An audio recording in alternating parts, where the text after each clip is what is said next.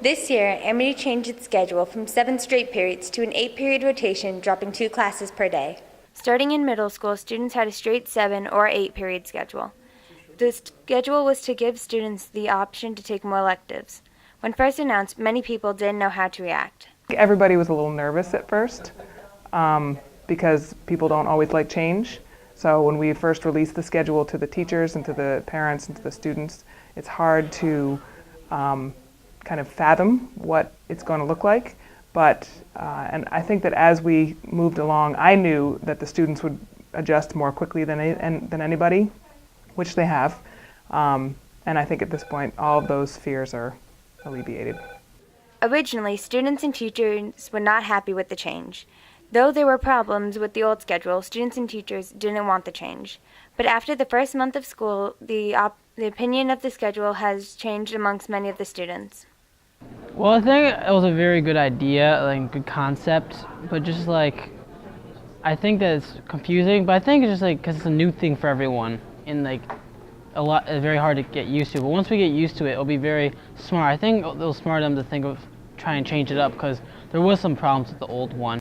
This new schedule was also put in place so future students could meet the new credit requirements needed to graduate. A new law was passed in Connecticut raising the credit requirement needed to graduate from 20 to 25. The other option of a changed schedule was 7 periods and drop 1 a day and a 4-period block schedule. It's opened the schedule so that students can take more courses. I see a lot of students that are able to take 2 world languages now, or added courses in elective areas like music. All of those areas would otherwise be restricted in a 7-period schedule. To make up for students not having all classes every day, the length of classes was extended. The extension has caused some classes to be extremely long, which is not favored by all students. The thing I've noticed most is the classes are longer, especially when you've got a double period in like science.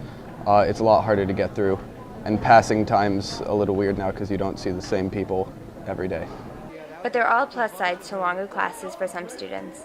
They can get more help from teachers and work on their homework when class wraps up. Longer study halls give kids more time to do their homework and be able to relax with friends. Having the longer art classes, especially because I do want to go to art colleges, and I think having the extra time to improve my skill will benefit my portfolio. The overall response from students has been a positive one. Some issues still exist, such as knowing what letter day it is or which lunch you have. A month and a half later, and things seem to be right on schedule. I'm Rieser reporting for WABN Real News.